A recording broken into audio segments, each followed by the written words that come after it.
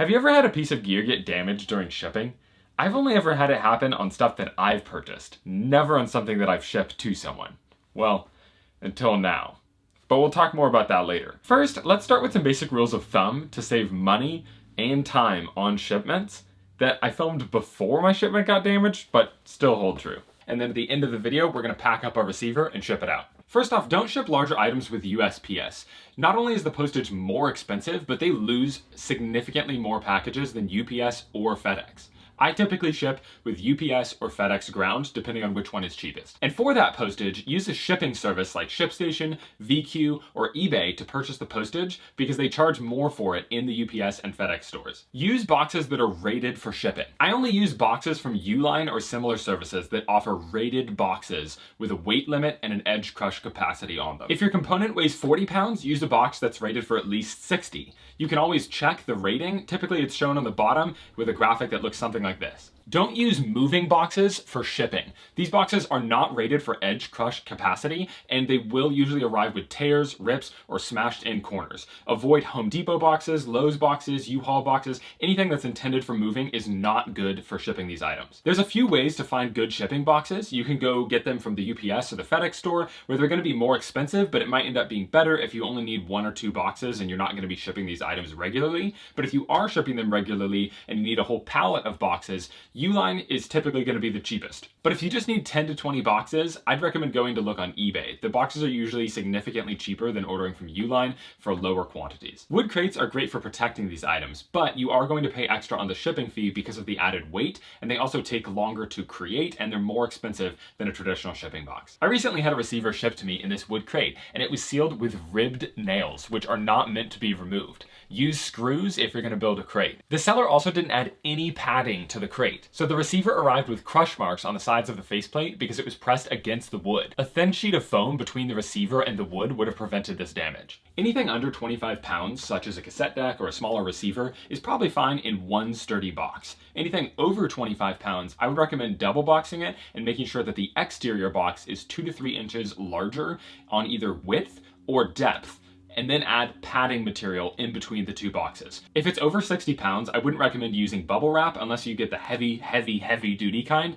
I would typically recommend using expandable foam, styrofoam, insulation foam, or something else to package that item because the bubble wrap might pop in shipment. If your item comes with accessories, I would always recommend packaging those separately within the same box so that they cannot fly around and damage the component. If you have a remote, just wrap it in a little bit of bubble wrap, tape it to the wall of the box, or tape it to the top of the receiver. If you're shipping a turntable or a reel-to-reel player that has reels with it, I would recommend packaging the platter and the reels and potentially even the dust cover separately from the actual device in order to avoid any damage. Those platters can weigh upwards of 20 pounds, and if it comes loose right next to the very easily damageable tone arm, you're gonna have a problem in shipment. Specifically with old tube amps like this Harman Kardon that have a wood case on the outside, but then if you flip it around, you can see that the amp is actually just loosely slid into this wood case. You do not want to ship this heavy amp inside of this wood case. So ideally you would slide the amp out and then reinforce, just pack tightly around these heavy transformers, and also just pull the tubes out of their sockets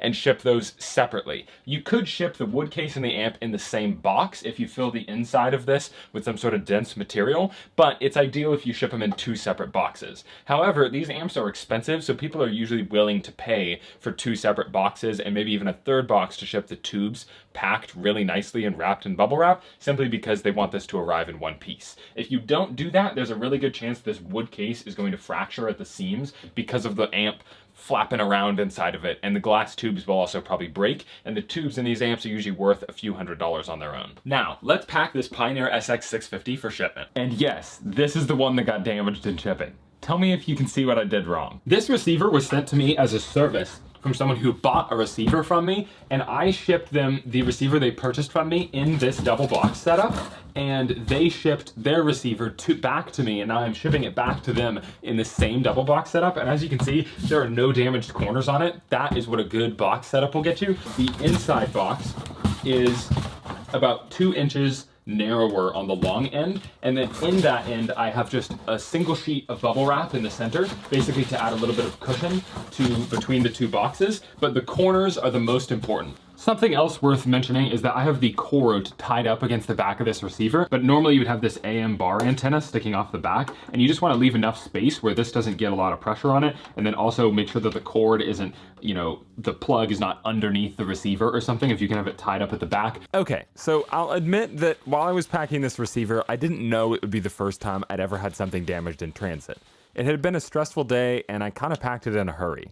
But my general idea has been that you don't need to fill the whole box with bubble wrap, and that it's most important to pack the corners tightly so that the receiver can't move around at all. However, I was feeling a bit cocky because it arrived safely being loose in this exact box, so I figured it would be fine if it was a bit loose. Because of that, I overlooked one of the steps that I usually follow, which is putting foam blocks or tightly wrapped bubble wrap against the edges of the faceplate to keep the knobs and levers from making contact with the cardboard box if it gets dropped. And on that note, I've been thinking about different ways to use a little bit less bubble wrap when I'm packaging these that will just be a little bit more environmentally friendly and also a little less costly and also just a little stronger, because this amp that I have in here, it only weighs about 20 pounds, so bubble wrap is fine, but if you're upping it to a 60-pound amp, a lot of the times bubble wrap just isn't strong enough, and you don't necessarily want to go to the store and buy a bunch of foam, and so what can you use around that is strong enough?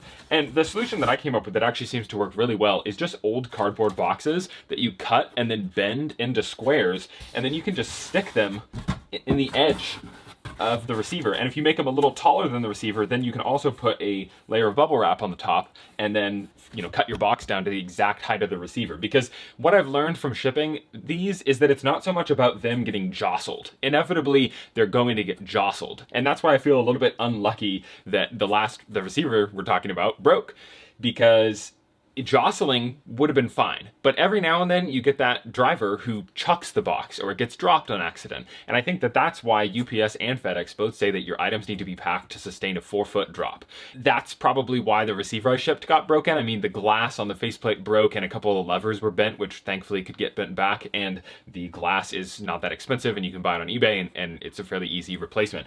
But so it's not so much about not, you know, insulating against jostling as much as it is keeping the item from moving around in the box and, you know, keeping these knobs away from the edge of the box. I experimented with putting bubble wrap in the cardboard and laying it down versus having it standing up. And then also at the back, I've rolled up some bubble wrap like this and then taped it like that and then stuck it at the back. You could also roll up your bubble wrap tube and stick that into the corner, and rolling it will help it stay in place, and it'll also just, you know, keep that from moving around. But I would actually recommend using these cardboard inserts because they're pretty easy. I just cut up an old Parts Express box that I had, and I used each side to fold it into a little square, and you can just push it against a flat edge or something like that to bend the box. But it works really well, and it's cheap. Everybody has old Amazon boxes or whatever sitting around, so that's what I'd recommend doing. Another option is that these foam blocks here, they work great. The only downside is sometimes it's hard to secure them in place. The other option is, instead of trying to avoid the knobs with them, you actually cut a hole in the foam and then put it over the knob so that it just can stay in place. I also put a bag on the receiver since I have cardboard on the edges and I didn't want it to get scratched up. So there's lots of different ways that you can do this, but the general philosophy is don't let it move around in the box. The area that I messed up on was making sure it couldn't move around, especially the front side with the knobs and levers. They weren't directly touching the front of the box when I shipped it, but it must have taken quite a drop. To prevent the levers getting bent and the glass broken, what I should have done was put those chunks of foam or folded cardboard pieces thicker than the levers and knobs onto the faceplate. Bubble wrap can just get shuffled around in shipment. Regardless of the weight, if you want the ultimate protection in shipping, double boxing is still the best option to help prevent any force from a drop being transferred into a small area of the component. Give it a nice shake. The only thing we hear in there moving is the tuning dial. Normally I'm posting content about restoring these old components, but I thought it would be helpful for people to see and hear some tips on how to better package them. Plus, there's a limited number of them in the world, and I figured that preventing them from getting damaged in shipping is a good way to keep the numbers up. And who knows, maybe we'll drop test one that's packaged in the future. Thanks for watching.